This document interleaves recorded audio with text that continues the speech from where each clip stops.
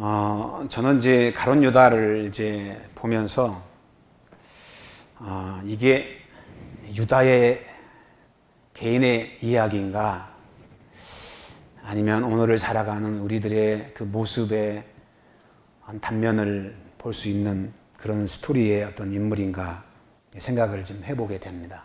그러면서 그가 가졌던 그 믿음과 인격 속에 참 두려운 일들을 이제 보면서 영적인 경각심을 이제 갖기도 하는데요.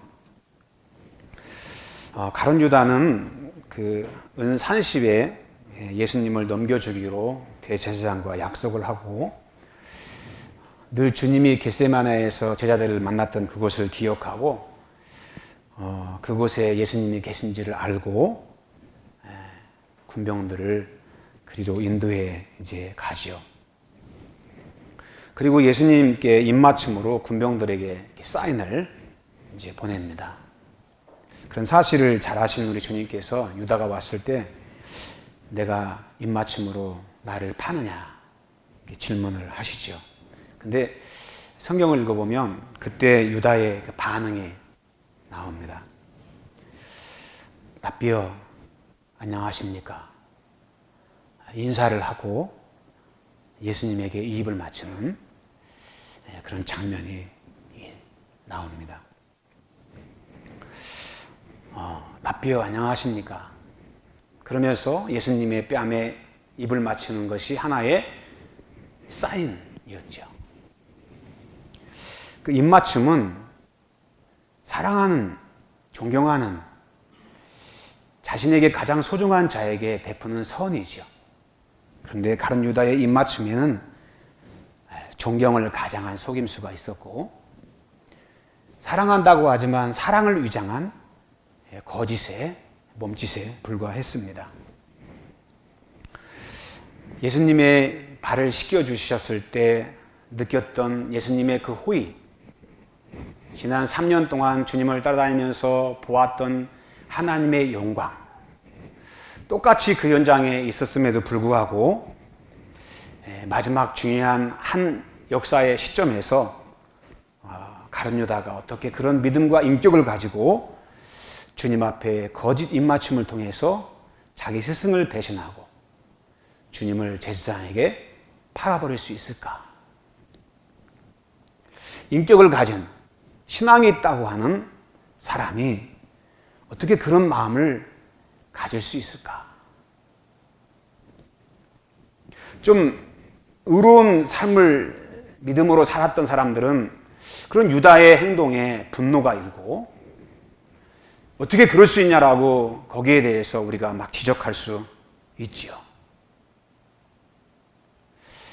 그런 유다의 행위가 양심과 윤리에 맞지 않기 때문에 우리는 그런 사람의 행동을 보면서 심하게 질타하고 분노도 하죠. 설교를 준비하면서 어떻게 유다가 그런 마음을 가질 수 있었을까? 그 스승을 사랑하는 우리 예수님을 어떻게 이렇게 매몰차게 대제사장에게 은 30에 넘겨 팔 수 있을까? 그런 생각을 해봤습니다. 근데 사복음서를 개조해 보면서 읽어가면서 요한복음의 특히 그런 내용에 대한 부분들을 엿볼 수 있는 아주 중요한 자료가 하나 있었는데요. 유다가 그런 마음을 품고 행동으로 옮길 수 있었던 가장 중요한 이유와 단서 중에 하나가 바로 이게 사탄과 상호작용한 공모의 결과다라고 하는 것을 이제 보게 됩니다. 유다는 이 사탄과의 상호작용을 통해서 사단의 하수인으로 전락을 하는 그런 불행한 삶을 살 수밖에 없는 사람이었습니다. 요한복음 13장 2절의 말씀 보면 예수님께서 떠날 날이 다가오심을 아시고 제자들을 사랑하시되 더욱 사랑하시더라. 사랑이 충만했다는 거예요. 그런데 2절에 가면 이런 본문이 나옵니다. 마귀가 벌써 시몬의 아들 가룟 유다의 마음에 예수를 팔 생각을 넣었더라. 넣었다는 말은 영어 성경에 보니까 프롬프트라는 말을 썼어요. 그게 뭐냐면 계속 유다의 마음을 자극하는 거예요. 유다의 그 마음 속에 어떤 행동의 결과로 이어지도록 자꾸 촉진을 하는 거예요. 여러분, 이게 우리가 살아가는데 너무너무 중요한 겁니다. 마귀가 계속해서 유다의 마음 속에 어떤 자극을 반복적으로 계속 주는 거예요. 무슨 생각이냐면 예수님을 팔아버려야 돼요. 그 생각을 계속 반복적으로 자극을 주는 거예요. 그런 자극을 계속 받다 보니까 유다의 마음속에는 어떤 생각이 더 강해지냐면 예수님을 팔아버릴, 예수님과 어떤 그 배신의 과정에서 부정적인 생각이 더 강해져가는 그런 상태로 유다가 바뀌어가는 거죠. 요한복음 13장 27절 말씀 보면 그런 생각에 계속적인 자극을 받는 가룟 유다의 마음 속에 예수님이 떡 한 조각을 찍어 유다에게 주니까 그 조각을 받은 후에 사단이 그 속에 들어갔다. 마귀가 그 속에 들어가니까 유다가 그때부터 행동하기 시작합니다. 예수님을 대적하고 예수님의 반대편에 서서 행동하기 시작합니다. 그리고 어떻게 해야 될지를 그가 대제사장을 찾아가죠. 그리고 예수님을 넘겨줄 테니까 나에게 돈을 달라고 돈을 요구합니다. 스승과 돈을 맞바꾸고 자기 배신을 통해서 얻어지는 이익을 위해서 사랑하는 분을 파는 그런 일을 유다가 이제 하게 됩니다. 여러분, 우리가 이 땅에 살아가면서 어디에 자극을 받고 살아가냐, 이게 너무 중요합니다. 우리 마음은 계속해서 자극을 받게 돼 있어요. 무언가에 의해서 내 마음은 어떤 대상과 상호작용을 하게 돼 있어요. 근데 유다는 이 사단 마귀와 상호작용을 했습니다. 마귀와 상호작용을 하다 보니까 계속 그 생각이 점점 강해지면서 결국은 예수님을 배반하는 행동을 하게 되는 그런 일이 벌어지게 됐습니다. 여러분, 오늘 이 세계 곳곳에 저도 이번에 베트남 가서 그분들이 살아가는 모습들을 바라보고 또 우리가 살아가는 모습을 이렇게 보면서 한 가지 공통점이 있더라고요. 어디나 대한민국 어디나 세계 어디나 그들 손에는 항상 핸드폰이 쥐어져 있더라고요. 시간만 나면 핸드폰을 하더라고요. 거기도. 핸드폰이 세계를 통일한 것 같아요. 제가 보니까. 그래서 핸드폰을 해요. 근데 제가 핸드폰을 하면 저도 느끼는 게 뭐냐면 핸드폰을 통해서 얻어지는 재미가 있거든요. 새로운 정보가 있거든요. 그래서 마음에 좀 약간의 어떤 여유나 조금 어떤 즐거움을 위해서 핸드폰을 켜고 핸드폰을 보는 거예요. 근데 여러분, 우리가 조심해야 될 게 있어요.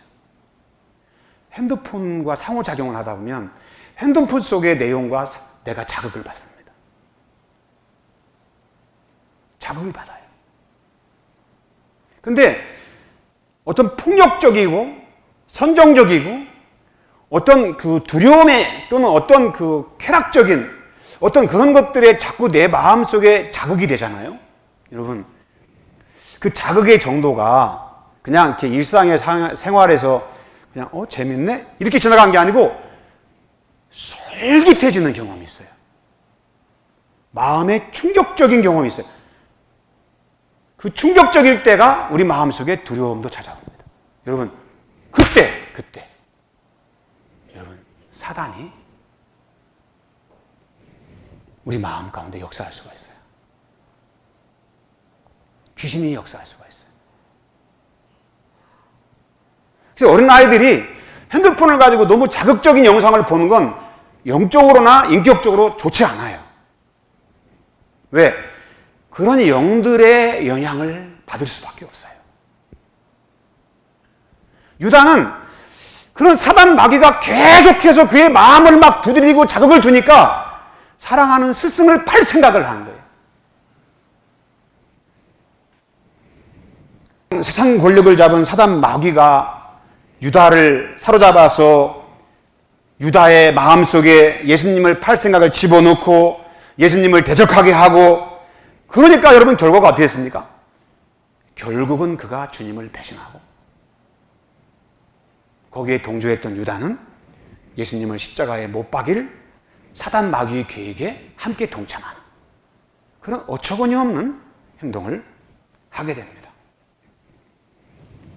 이런 사단의 역사에는 두 가지 형태가 꼭 결과로 우리에게 과정 속에 찾아옵니다. 하나는 이 사단은 감쪽 같아서 천사와 같이 가장을 하고 우리에게 찾아온다는 거예요. 그 속임수가 너무나 완벽해서 우리 모두가 감쪽같이 넘어갈 수밖에 없어요. 특히 우리 마음속에 어떤 욕심이 있거나 잘못된 동기가 우리 안에 있으면 사단은 그걸 교묘하게 이용해서 상호작용을 합니다. 아담이 하와가 선악과를 보았을 때 마음에 탐욕이 생겼던 것처럼 보암직도 하고 지혜롭고 탐스럽기도 할 만큼 그렇게 좋아 보이게 만드는 거예요.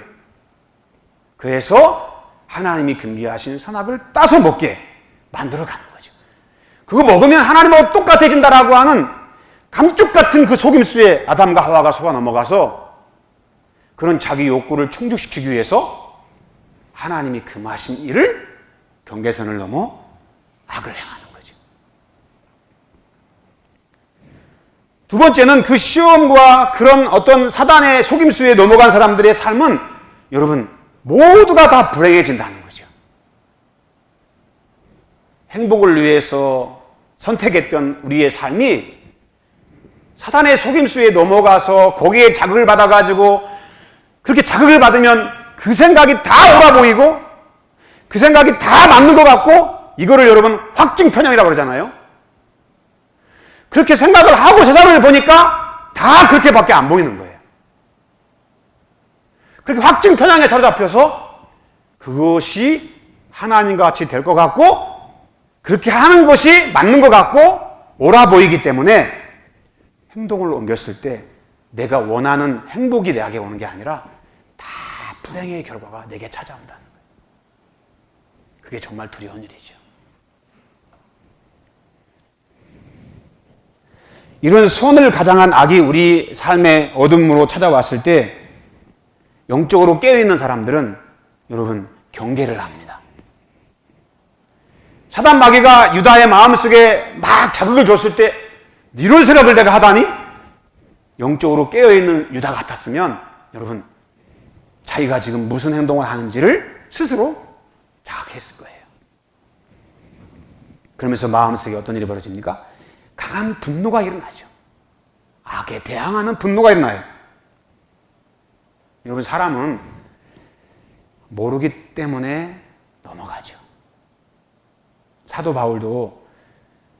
바울이 되기 전에 사울로서 인생을 살아갈 때는 예수 믿는 사람들을 잡아다가 옥에 가두고 핍박하는 것이 하나님을 위한 거라고 생각을 했어요. 자기가 생각하는 거 행동하는 것이 맞다고 여겼습니다. 그런데 예수님의 거룩한 빛이 그의 마음속에 팍 비쳤을 때 그 어둠의 권세가 딱 깨졌을 때 정신이 번쩍 드는 거죠. 아, 그게 진리가 아니었구나. 내가 사단의 메인바디였구나. 그걸 알게 되는 거죠. 확증 편향된 생각이 깨지면서 비로소 그가 진리에 붙잡히죠.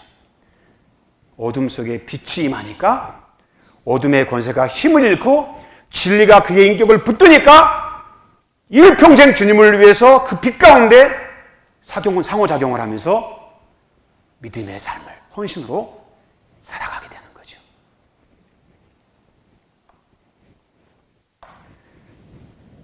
역사를 보면 예수님께도 그런 어둠이 찾아왔을 때 성경에 보면 많은 사람들이 두 가지 반응으로 그런 악에 대해서, 어둠에 대해서 대항하는 걸 봐요. 하나는 무력으로 악에 대항하는 사람들이죠. 예수님이 막 잡으려고 사람들이 왔을 때 마태복음을 읽어보면 대제사장 말고라고 하는 사람의 종이 있었나 봐요. 예수님을 잡으려고 하니까 베드로가 칼을 빼서 휘둘렀지 않습니까? 무력으로 자기 자신을 지키려고 하는 거죠. 주님께서 오늘 본문에 보면 뭐라고 말씀하시죠? 이것까지 참으라, 참으라. 칼을 가진 자는 칼로 망한다. 그리고 주님은 어떻게 하십니까? 어둠이 찾아왔을 때, 악이 찾아왔을 때, 우리 예수님은 그 어둠에 자신을 던져버리시죠. 여러분, 빛이 어둠 가운데 던져지면 어둠은 그 빛을 막 멸시하고 조롱하고, 근데 주님은 그 어둠 가운데 자신을 던지시죠. 육안으로 봤을 때, 인간적인 관점에서 봤을 때 진리이신 빛이신 예수님이 악에 던져지셔서 어둠에 사로잡혔을 때 악에 패배한 것처럼 보입니다.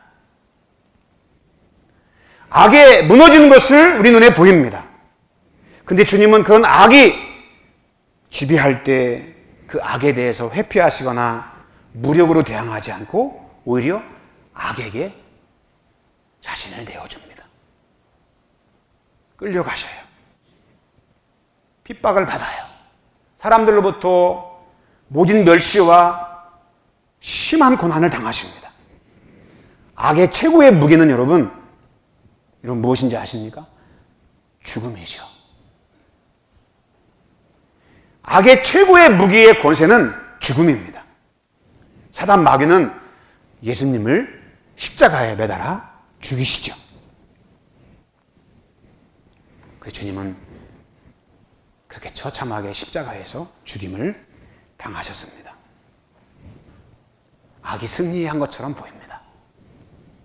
악의 권세가 선보다 더 강한 것처럼 보입니다. 그런데 여러분, 우리가 잘 알다시피 우리 예수님은 죽음 가운데 예수님을 던지셨지만 우리 예수 그리스도는 3일 만에 그 무덤의 죽음의 권세를 이기시고 다시 부활하셔서 산자의 하나님이 되신 줄로 믿습니다. 그의 부활하심은 이런 사단 마귀의 최고의 권세인 죽음을 깨트리시고 마귀의 권세를 이기시고 승리하신 놀라운 주님의 권세인 것입니다. 성도 여러분, 우리가 이 땅의 삶을 살아가면서 이 세상의 권력은 어떤 어둠의 세력으로 우리에게 찾아와서 우리를 악에 빠뜨리기도 하고 그런 악의 권세에 사로잡히게 만들어 가죠. 이 세상의 권세는 보이지 않는 악의 조종을 받기도 하고, 그래서 이 땅의 삶을 살아갈 때 우리는 그런 악에 대항하여 우리 힘으로 이길 수가 없어요. 그 악을 우리가 어떻게 능가할 수 있는 권세가 없어요. 권력을 가지고 믿는 자들을 어둠에 집어넣고 그 어둠에 사로잡혀서 고통을 받게 하고 신음소리를 내게 합니다. 올해가 507주년 종교개혁인데요. 그렇게 어둠에 가득했을 때 1517년 10월 31일 날 루터가 다녔던 그 교회 위텐버르그라고 하는 성당에 95개의 잘못된 불의한 사실을 적어서 붙임으로 인해서 루터는 어둠에 대항을 했죠. 그러니까 난리가 났죠. 루터를 잡아서 종교재판을 해가지고 죽이려고 했습니다. 그런데 여러분, 주님께서 부활해서 죽음의 권세에 승리하셨던 것처럼 악이 이기는 것 같아도 하나님은 진리 가운데 역사하셔서 오늘날 우리가 믿는 말씀 중심의 기독교 신앙을 회복하고 부활의 주님을 부활의 주로 고백할 수 있도록 종교개혁을 이루어가면서 이 세상의 거짓 권력과 싸워 믿음으로 승리하는 것을 우리가 보게 됩니다. 언제든지 여러분 초대교회는 그랬잖아요. 세상 권력이 진리를 가진 자를 핍박하고 그렇게 진리에 의해서 이끌려 삶을 살아갔던 많은 사람들이 주님의 복음을 위해서 세상의 부와 명성을 버리고 옷과 지팡이만을 가지고 복음을 전하는 삶을 살았죠. 세상이 그들을 핍박하고 도전하고 진리를 향해 다가왔을 때 그들은 악으로 악을 대항한 것이 아니라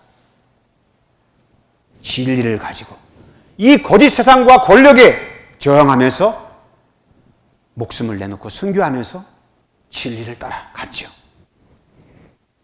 주 4세기 콘스탄틴이 황제가 되었을 때 기독교의 핍박이 사라져서 많은 사람들은 야, 이제 됐다. 근데 여러분, 그때부터 주님께서 말씀하신 교회의 본질이 여러분 변하기 시작했습니다. 교회는 주님처럼 종이 되어 섬기던 자리에서 상 권력을 가진 권력기관이 되어갔고 교회가 행했던 예배는 국가의식이 되고 예배당은 거대한 건물로 변화하면서 금과 은으로 장식을 했지만 그곳에는 영의 생명이 역사하는 성령이 역사하는 공간이 아니라 점점점 사람들의 마음속에 형식화되고 제도화되는 그런 일들이 일어났습니다. 교육자들은 찬란한 옷을 입으면서 교권이 생겨나고 그래서 이노센트 3세가 되었을 때는 교황의 세력은 해와 같고 세상 임금은 달과 같다. 그런 말을 할 정도였습니다. 어둠이 가득했어요.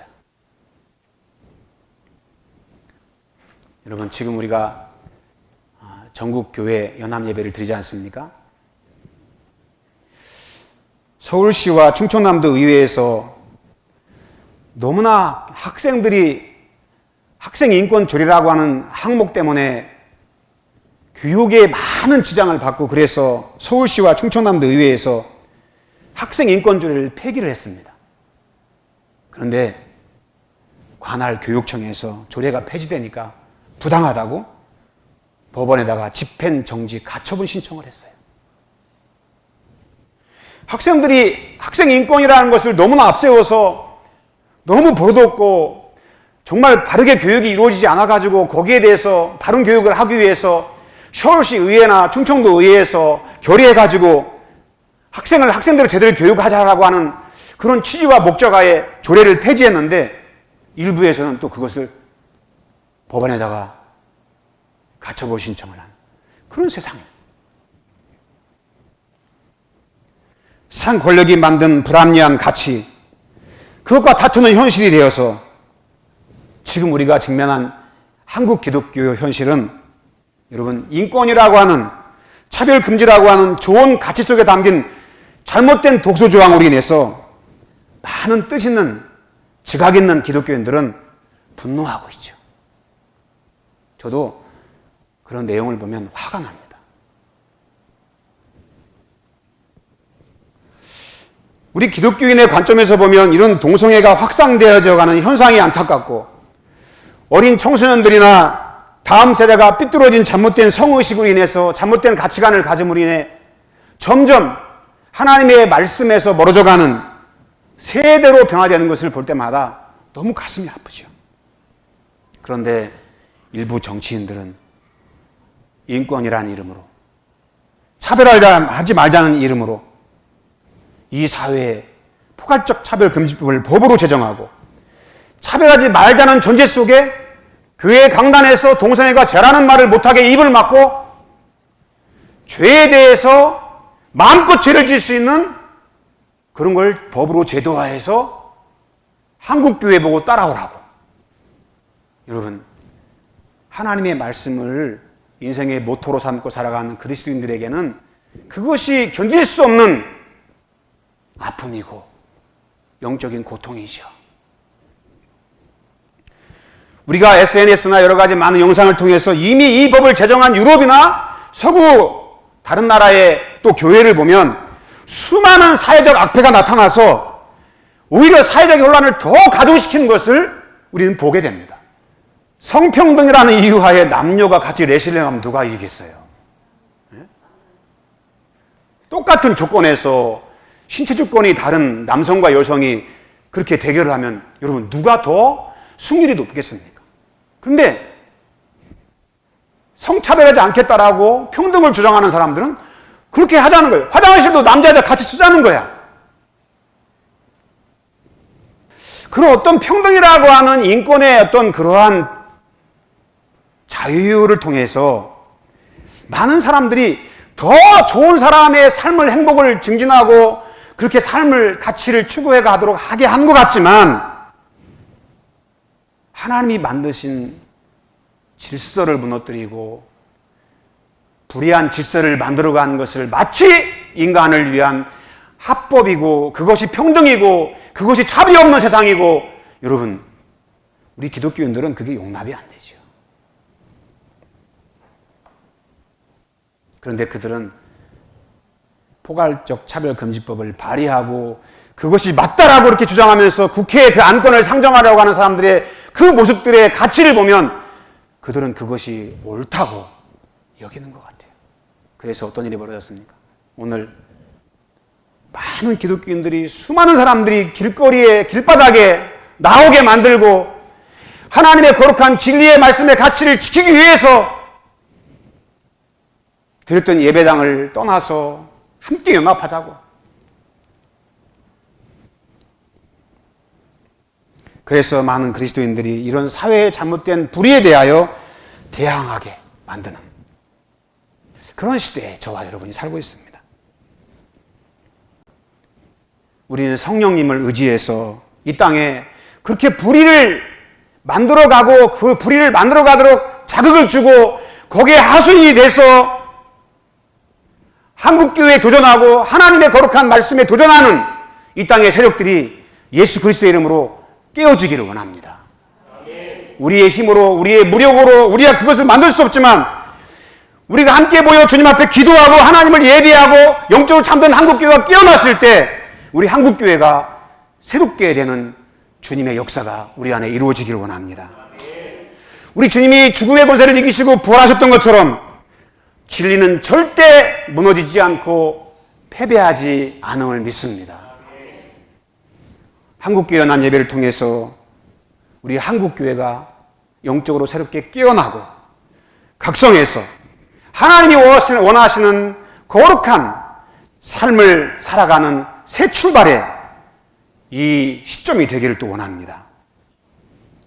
우리 신산교회도 미력하지만 숫자가 그렇게 많지는 않지만 이 역사의 현장에 함께 동참하면서 주님이 이 땅에 하기 원하시는 뜻을 우리를 통해 이루어 가기를 원합니다. 그곳에서 우린 정말 미력하지만 주님이 찾으시는 한 사람의 예배자가 돼서 이 땅에 하나님이 기뻐하는 그곳에 서서 주님과 함께 우리가 함께 나가기를 원합니다. 여러분, 어쩌면 하나님께서 이런 일들을 통해서 우리 한국교회에 잠들어 있는 심령을 깨우시는 새 역사의 한 분기점이 될지도 모르겠습니다. 그래서 교회가 다시 영적으로 각성하고 말씀 앞에 돌아오고 진리에 붙잡혀서 이 사회가, 이 질서가 하나님이 기뻐하는 거룩한 나라로 변화해 가기를 원합니다. 여러분, 우리는 날마다 성령님의 거룩한 자극을 받고 그것을 성경은 뭐라고 말합니까? 감동으로 말씀하시죠. 매일매일 말씀 앞에서 말씀을 읽다가 성령님과 상호작용을 통해서 성령의 감동과 자극을 받고 그런 감동의 놀라운 능력을 통해서 이 땅에 불의와 맞서고 하나님의 나라가 이 땅에 세워지는 그런 믿음의 신실한 역사가 우리 안에 일어나기를 원합니다. 그래서 여러분 마귀의 자꾸 자극을 받으면 안 돼요. 그렇죠? 마귀의 자극을 받는 사람은요, 아까 얘기했지만 자꾸 확증 편향이 돼요, 사람이. 잘못된 편견을 가지고 절대화합니다. 그리고 한번 그렇게 자극을 받으면 세상이 다 그렇게 보여요. 그게 맞는 것처럼 보여요. 그러나 진리 안에 있는 사람들은, 성령의 자극을 받는 사람들은 내가 가지고 있는 신념과 생각과 철학과 가치가 하나님 말씀에 합당한 것인지 나를 돌아보고 영적 균형을 잡죠. 그리고 하나님 편에 서서 주님과 동행하며 나아가게 되는 줄 믿습니다. 이게 영적으로 깨어나는 것입니다. 날마다 성령의 감동을 받아야 돼요. 그래서 날마다 성령의 자극을 받아야 돼요. 우리는 그래야 어둠의 권세를 이길 수 있습니다. 우리는 늘 자극을 받아요. 어디에 자극을 받냐? 너무너무 중요합니다. 저와 여러분은 날마다 성령의 감동으로 우리의 마음이 사로잡혀서 하나님 편에 서서 주님과 동행하는 저와 여러분 되기를 원합니다. 진리에 서기 원합니다. 진리의 대열에 함께 주님과 동행하는 우리 모두가 되기를 원합니다.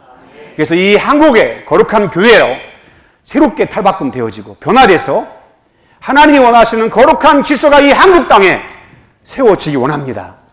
간절히 소망합니다. 그렇게 이루어지길 원합니다. 주께서 이루어 주실 줄 믿습니다. 기도하고 예배하면서 우리 모두 진리 안에 승리하는 오늘 하루가 될 수 있기를 주의 이름으로 축원합니다.